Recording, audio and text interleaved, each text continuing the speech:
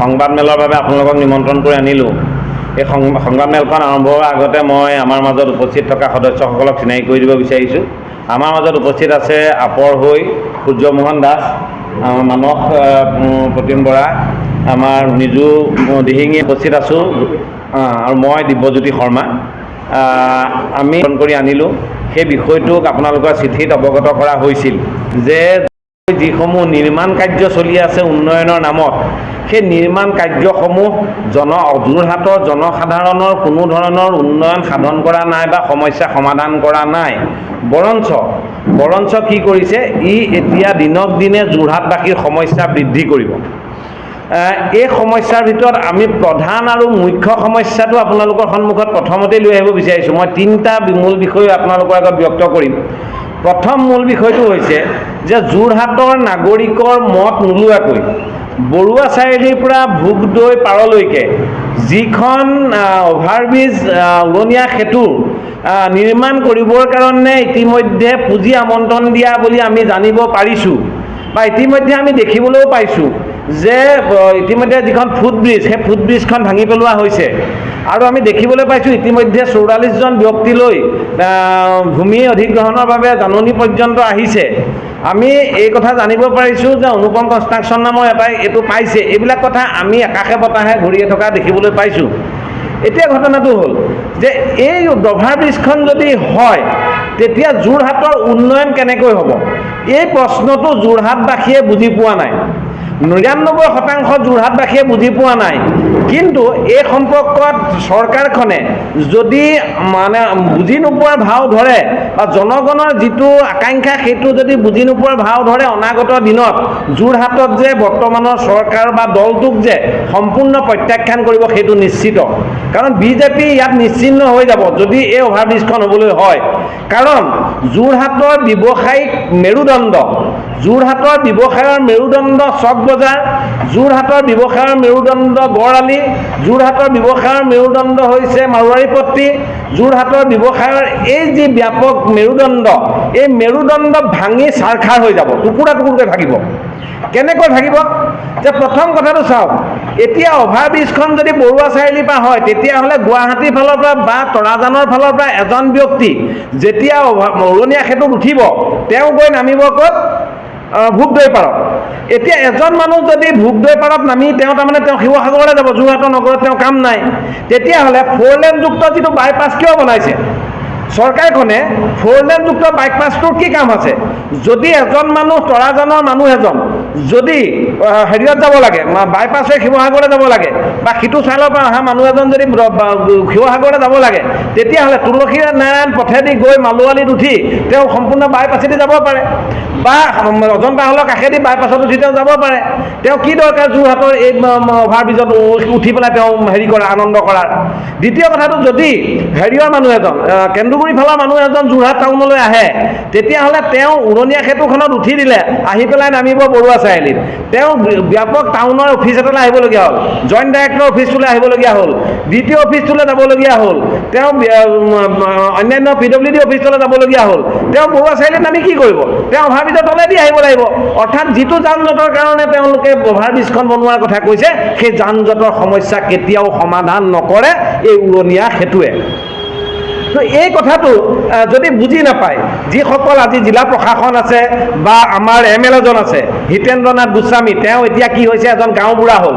তেওঁ যোৰহাটৰ কোনো সমস্যাৰ ক্ষেত্ৰত সৰবভাৱে তেওঁ কেতিয়াও আজি মতা আমি দেখা নাই। এখন এই অভাৰব্ৰিজখন তেওঁৰ ঘৰলৈ যোৱা যিখন অভাৰব্ৰিজ বনালে, সেই অভাৰব্ৰিজখনৰ তলেদি মাত্ৰ এখন ট্ৰেইন চলে। তো সেই অভাৰব্ৰিজখন এনেই তেওঁলোকে বনালে কমিশ্যনৰ অংকত। ঠিক তেনেকৈ আজি যিখন যোৰহাটৰ টাউনখন ধ্বংস কৰি দিয়া যিখন উৰণীয়া সেতু বনাইছে, সেই উৰণীয়া সেতুখন যদি হ'বলৈ হয়, আজি এতিয়া চাওক, বনাওঁতেতো 3-4 বছৰ লাগি যাব। এই 3-4 বছৰ গোটেই ব্যৱসায়িকসকলে যিটো ভাঙিব, ভাঙি চিঙি তাক তাৰ পৰা আঁতৰাই দিব, গৈ পেলাই কোন ঠাইত ব্যৱসায় প্ৰতিষ্ঠান নিৰ্মাণ কৰিব? তাৰ কাৰণেতো তেওঁলোকৰ এটা বেলেগ মাটি নাই যোৰহাটত। ফলস্বৰূপে কি হ'ব? আজি সেই ব্যৱসায়ীসকলে অন্ততঃ এই সময়ছোৱাৰ ভিতৰত তেওঁলোকৰ ৰাজহাঁহ ভাগি যাব। আজি ইয়াত হ'লচেলৰ ব্যৱসায়ীসকল আছে, আজি ৰিটেইল চেল যদি আজি ইয়াত তেওঁলোক আজি যদি হ'লচেলাৰসকল নাথাকে, আজি খুচুৰা ব্যৱসায়ীসকল যদি চিনামৰাৰ পৰা এজন খুচুৰা ব্যৱসায়ীয়ে যোৰহাটৰ হ'লচেলৰ পৰা নিবলৈ আহে, তেতিয়াহ'লে দোকানবোৰ যদি নাপায়, গৈ পেলাই কেন্দুগুৰিত যদি দোকানখন পাতি দিয়েগৈ, তেতিয়াহ'লে কি হ'ব? তেওঁৰ যোগাযোগৰ যিটো দূৰত্ব বাঢ়ি যাব, বস্তুৰ দাম তেওঁলোকৰ বাঢ়ি যাব। তো এই মৌলিক কথাবিলাক নজনাকৈ, মৌলিক কথাবিলাক অনুধাৱন নকৰাকৈ কেৱল কমিশ্যনৰ অংকত যেতিয়া উৰণীয়া সেতুসমূহ পাতিবলৈ লৈছে, সেইটোৱে যোৰহাটৰ সামগ্ৰিকভাৱে কিন্তু ডাঙৰ সমস্যাৰ সৃষ্টি কৰিব। আমি যোৰহাটৰ আপোনালোকক তিনিটা কথা ক'ব বিচাৰিছোঁ যে যোৰহাটৰ ক'ত ক'ত হেৰি হয় যান জঁট হৈছিলে। 1 নম্বৰ হৈছিলে আপোনাৰ হেৰিটো যিটো আমাৰ ট্ৰাক ষ্টেণ্ডটোৰ কাৰণে 2008 চনতেই তেতিয়া কংগ্ৰেছ চৰকাৰে কি কৰিলে? তেতিয়া কংগ্ৰেছ চৰকাৰে কেন্দুগুৰি আইলামুখীয়াত কি কৰিলে? 78 বিঘা মাটি লৈ তাত কি কৰিলে? ট্ৰাক টাৰ্মিনেল বনাবৰ কাৰণে টকা অনুমোদন দিলে। টকা পৰ্যন্ত 10 কোটি 26 লাখ টকা অনুমোদন দিলে। সেই অনুমোদন দিয়া 10 কোটি 26 লাখ টকাৰ তাত কি কাম হ'ল? মাটি অলপ পেলালে, কৃষি ভূমিবিলাক ধ্বংস কৰিলে। ধ্বংস কৰাৰ পিছত দেখিছোঁ তাত এখন ধাবা চলি আছে আৰু কিবা কিবি ইলেক্ট্ৰিচিটি কিবা এটা 2-4টা দেখিছোঁ, বাকী কিন্তু তাত একো নহ'ল। কিয় নহ'ল? তৰুণ গগৈ চৰকাৰে যদি বেয়া কাম কৰিছিলে, যদি কংগ্ৰেছ চৰকাৰে বেয়া কাম কৰিছিলে, সৰ্বানন্দ সোণোৱাল চৰকাৰে নধৰিলে কিয়? হিমন্ত বিশ্ব শৰ্মা চৰকাৰে নধৰিলে কিয়? আৰু ট্ৰাক ষ্টেণ্ডটো কিয় যোৰহাটৰ পৰা বাহিৰলৈ নিয়া কামটো নকৰিলে? এইটো কাৰ স্বাৰ্থ, কি ৰহস্য ইয়াত নিহিত হৈ আছে? ট্ৰাক ষ্টেণ্ডটো দুৰ্নীতি যদি হ'ল, সেই দুৰ্নীতিকাৰীসকলক কিয় আজিলৈকে শাস্তি দিয়া হোৱা নাই? আমি সেই মৌলিক প্ৰশ্নটো উত্থাপন সম্পূৰ্ণৰূপে সেইটো বনাই দিয়ক। উন্নয়নৰ নামত যদি হিমন্ত বিশ্ব শৰ্মা ডাঙৰীয়াই যোৰহাটৰ পৰা নিৰ্বাচন খেলাৰ কিবা সপোন, অলিক সপোন তেওঁ দেখি আছে, তেতিয়াহ'লে তেওঁ কি কৰক? আইলামুখীয়াত ট্ৰাক ষ্টেণ্ডটোৱে 6 মাহৰ ভিতৰত তেওঁ বনাই দিয়ক। কাৰণ চব হৈ আছে, ভূমি অধিগ্ৰহণ হৈ আছে, ভূমি পেলোৱা হৈ আছে, আমন্ত্ৰণ চব হৈ আছে, তাত সেইটো বনোৱাৰ কামটো কৰি দিয়ক। দ্বিতীয় কামটো কি কৰক? যে চক বজাৰখন জ্বলি গ'ল, জ্বলাই দিয়া হ'ল, এইবোৰ বিতৰ্কলৈ নাযাওঁ। চক বজাৰখন এতিয়া কি কৰিলে? এতিয়া যিটো স্থানত চক বজাৰখন বনালে, সেইটো স্থান যান জঁটৰ নাইকিয়া কৰিবৰ কাৰণে কি কৰিছিলে? 2011 চনত তাত কি কৰিছিলে? এটা হেৰি বনাইছিলে, এইটো কি নাম? 2013 চনত তাত এটা পাৰ্কিং প্লেচ বনাবৰ কাৰণে, কাৰ পাৰ্কিং বনাবৰ কাৰণে তাত এটা ডাঙৰ হেৰি ঘৰ বনাইছিলে, বহুমহলীয়া এটা ভৱন বনাইছিলে। সেই ভৱনটো প্ৰথম অৱস্থাত ক্ষিপ্ৰতাৰে কাম হ'ল, কিন্তু তাৰপিছত দেখিব সেইটো বনোৱা অলপ দিনৰ পিছতে ছাদকেইখন ঢলাৰ পিছতে তাক ৰহস্যজনক কাৰণত তাৰ কাম বন্ধ হৈ গ'ল আৰু চাৰিওফালে গেলেকা পৰিৱেশ সৃষ্টি হৈ সেইটো মহ উৎপাদন কেন্দ্ৰলৈ ৰূপান্তৰিত হ'ল। এতিয়া যিহেতু চক বজাৰখন জ্বলি গ'ল আৰু জ্বলি যোৱাৰ পিছত কাৰ পাৰ্কিং, যিটো কাৰণে আজি ধৰক যোৰহাটত তাত যদি অন্ততঃ 500খন গাড়ীও ধৰিলেহেঁতেন, ইয়াত যোৰহাটত বজাৰ কৰিবলৈ অহা মানুহে যদি তাত 500খন গাড়ী ৰখাব পাৰিলেহেঁতেন, তেতিয়াহ'লে যোৰহাটৰ পথত আজি সেই যান জঁটটো নহ'লহেঁতেন। সেই কাৰ পাৰ্কিঙৰ কামটো হিমন্ত বিশ্ব শৰ্মা চৰকাৰে কৰক, হিতেন্দ্ৰ গোস্বামীৰ নিচিনা মানে বিধায়কজনে সেইটো গুৰুত্ব দিয়ক। আৰু মই বৰ্তমানৰ যিজন MP নতুনকৈ নিৰ্বাচিত হৈছে, গৌৰৱ গগৈ, যোৰহাট সমষ্টিৰ 9টা সমষ্টিত লিড লৈ পেলাই তেওঁ গৈছে, তেওঁক আমি শুভেচ্ছা জনাইছোঁ। আৰু তেওঁ প্ৰধান আৰু প্ৰথম কামটো কৰক যে অভাৰব্ৰিজৰ কামটো তেওঁ বন্ধ কৰক। দ্বিতীয় কামটো কৰক, আইলামুখীয়া তেওঁ দেউতাকে যিটো কথা আমন্ত্ৰণ দি থৈ গৈছিল টকা, সেই আইলামুখীয়া যিটো ট্ৰাক টাৰ্মিনেল হয় সেইটো নিৰ্মাণৰ কাৰণে কাম কৰক। আৰু কাৰ পাৰ্কিঙৰ যিটো কাম আছে, 11 কোটি টকা যিটো ইতিমধ্যে দিয়া হ'ল কাৰ পাৰ্কিঙত, সেই কাৰ পাৰ্কিঙৰ কামটো সম্পূৰ্ণ কৰক। আৰু এই সেই কামকেইটা কিন্তু ডাঙৰ কথা যে তেতিয়া বিধায়ক আছিলে ৰাণা গোস্বামী, আৰু ৰাণা গোস্বামী দুৰ্নীতিত যে নিমজ্জিত আছিল সেই কথাটো খাটাং হৈছে তেতিয়া যেতিয়া বিজেপিৰ ৱাশ্বিং মেচিনত ধুবলৈ ৰাণা গোস্বামী বিজেপিলৈ গতি কৰিলে, আৰু সেইটোৱে কিন্তু প্ৰমাণ কৰিলে যে ৰাণা গোস্বামীয়ে এই 2টা কামৰ দুৰ্নীতিৰ ভাগ কিন্তু তেওঁ পাইছে, সেইটো নিশ্চিত হৈছে। দ্বিতীয় কথাটো হ'ল এতিয়া আজিৰ তাৰিখত আপুনি যান জঁট ক'ত হৈ থাকে? লাহতিত হৈ থাকে। লাহতিৰ যান জঁটটো ভাঙিবৰ কাৰণে তাত এখন অভাৰব্ৰিজ মানুহে বহুত দিনৰ পৰা দাবী কৰি আছে। কি কাৰণে বনোৱা নাই? তাত হোটেল ভাঙি যাব, পেট্ৰল পাম্প ভাঙি যাব, সেইসকলৰ তেওঁলোকৰ স্বাৰ্থ কিবা আছে নেকি? মানে চৰকাৰৰ প্ৰতিনিধি কিবা স্বাৰ্থ তাত লুকাই আছে নেকি? আমাক লাহতিত লাগে এখন অভাৰব্ৰিজ, লাহতি অভাৰব্ৰিজখন নি পেলাই চিনামৰাত কি কাৰণে দিলেগৈ? মই চিনামৰাটো দিয়ক, চবতে দিয়ক পৃথিৱীৰ, কিন্তু য'ত প্ৰয়োজনীয় তাত নিদি অপ্ৰয়োজনীয় স্থানত কিয় আগতে দিব বিচৰা হৈছে? তো কথা হ'ল যে লাহতিত আমাক এখন যদি অভাৰব্ৰিজ দিয়ে, তেতিয়াহ'লে যান জঁটৰ সমস্যা বহুত নাইকিয়া হৈ যাব। দ্বিতীয় কথাটো আৰু এটা স্থানত যান জঁট হয়, আৰু 2টা স্থানত যান জঁট হয়। প্ৰথম স্থানটো সঞ্জীৱনী নাৰ্ছিং হোমৰ ওচৰত, কাৰণ সঞ্জীৱনী নাৰ্ছিং হোমৰ নিজৰ পাৰ্কিং প্লেচ নাই। যিমান সংখ্যক ৰোগী আহে, ৰোগীৰ যিমান গাড়ী আহে, সেই সকলো গাড়ী পথত ৰখাবলগীয়া হয়। যদি তেওঁলোকে পাৰ্কিং প্লেচৰ ব্যৱস্থা চৰকাৰে কৰোৱাব নোৱাৰে, তেওঁলোকৰ হতুৱাই, এতিয়া তাত এখন অভাৰব্ৰিজ দিয়াৰ ব্যৱস্থা কৰিব পাৰে। তৃতীয় স্থানটো হ'ল আপোনাৰ তৰাজানৰ যিটো তৰাজান তিনিআলি এতিয়া যিটো তৰাজানৰ মাজেৰে যোৱা, যিটো তৰাজান সোণাইগাঁৱৰ মাজেৰে যোৱা যিটো ৰাস্তা, সেই ৰাস্তাটো বৰ ইম্পৰ্টেণ্ট ৰাস্তা হৈ গৈছে, বৰ প্ৰয়োজনীয় ৰাস্তা হৈ গৈছে। কাৰণ সেই ৰাস্তাটোৰে গ'লে আপুনি জেইল পায়, সেই ৰাস্তাটোৰে গ'লে আপুনি এয়াৰপৰ্ট পাব, সেই ৰাস্তাটোৰে আপুনি গোলাঘাটলৈকে আজি যাবৰ কাৰণে এটা ধুনীয়া ৰাস্তা, ডাবুল ৰাস্তা তাত বনাইছে। সেই ৰাস্তাটো এটা ইম্পৰ্টেণ্ট ৰাস্তা হৈছে। সেই তিনিআলিখনত এখন অভাৰব্ৰিজৰ প্ৰয়োজন হৈছে। য'ত অভাৰব্ৰিজ লাগে, সৰু সৰু অভাৰব্ৰিজ দিলেই হৈ যায়, তাত এখন ইমান গোটেই দীঘলীয়া প্ৰায় 1.5 কিলোমিটাৰ 2 কিলোমিটাৰ দীঘলীয়া 300 কোটি টকা বাজেটৰ এখন অভাৰব্ৰিজ কি কাৰণে প্ৰয়োজন হৈছে?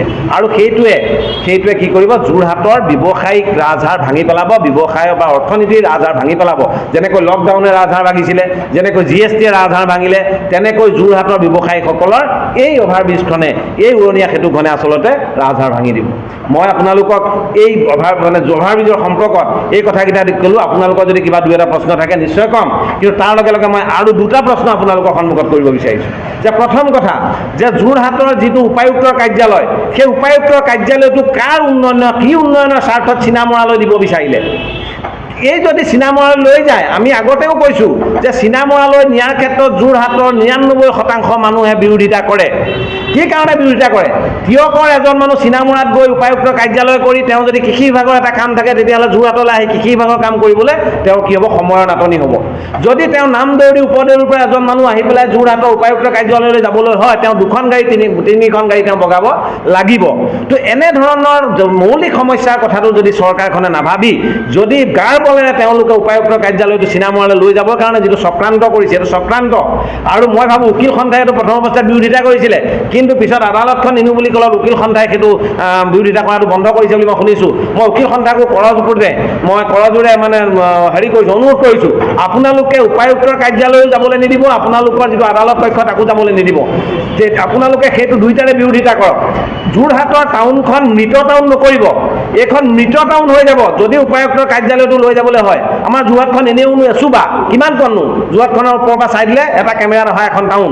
সেই টাউনখন যদি উপায়ুক্ত কাৰ্যালয়টো তালৈ লৈ যায়, তেতিয়াহ'লে যোৰহাট টাউনৰ কিন্তু যিটো জীৱন্ত বাতাবৰণ, সেই বাতাবৰণটো কিন্তু নাইকিয়া হৈ যাব।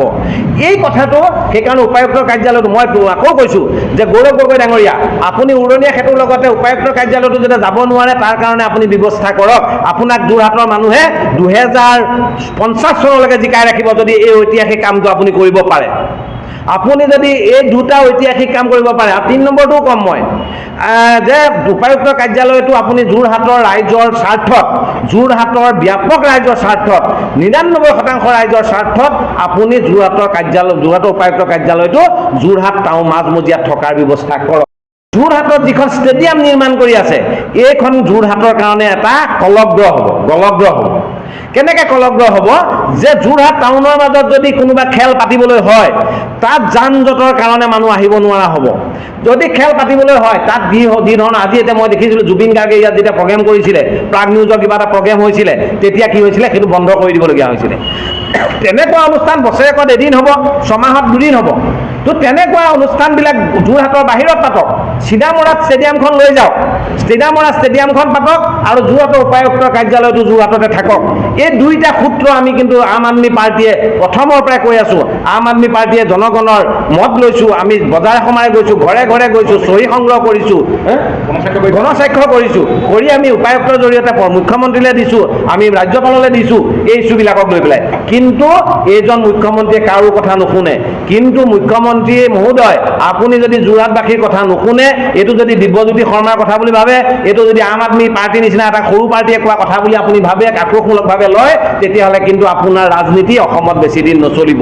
এইকাৰণে মই এটা কথা কওঁ যে জনগণৰ স্বাৰ্থত জনগণৰ লগত আলোচনা কৰি, জনগণৰ প্ৰতিনিধি কোন? জনগণৰ প্ৰতিনিধি হৈছে উকিলসকল, জনগণৰ প্ৰতিনিধি হৈছে সাংবাদিকসকল, জনগণৰ প্ৰতিনিধি হৈছে যিসমূহ যোৰহাটৰ বোনাফাইড ব্যক্তি, যিসমূহ জ্যেষ্ঠ নাগৰিক আছে, তেওঁলোকৰ লগত একেলগে বহি, সকলোৰে লগত, মহিলাসকলৰ লগত, মহিলা সংগঠনৰ লগত একেলগে বহি আলোচনা কৰক। আলোচনা কৰি সিদ্ধান্ত লওক। যধে মধে টকা ধাৰলৈ লোৱা টকা আছে বুলি ভাবিয়ে আপুনি কমিশ্যনৰ অংক ল'বলৈ আপুনি নিৰ্মাণ কাৰ্য চলাই যোৰহাটখন ধ্বংস কৰাৰ অধিকাৰ আপোনাৰ নাই।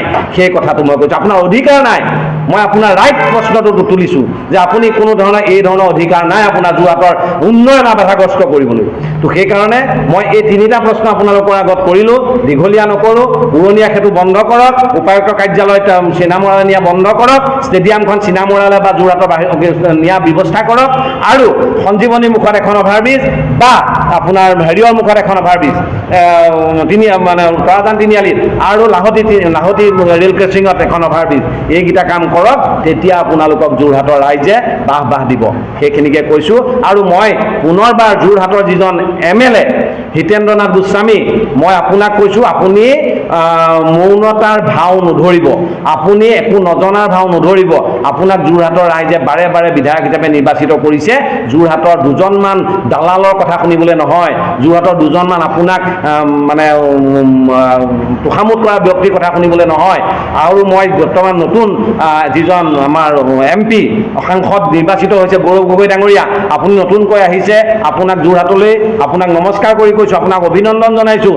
আপুনি কি কৰক যে এই উৰণীয়া সেতু বা এই তিনিওটা প্ৰকল্প আপুনি বন্ধ কৰা কামটো প্ৰথমতে কৰক।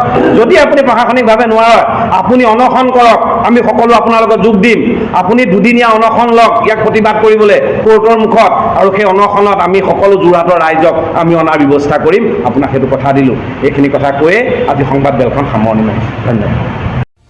সময়ৰ খবৰ সময়ত পাবলৈ ফ'ল' কৰক টাইম অফ আছাম।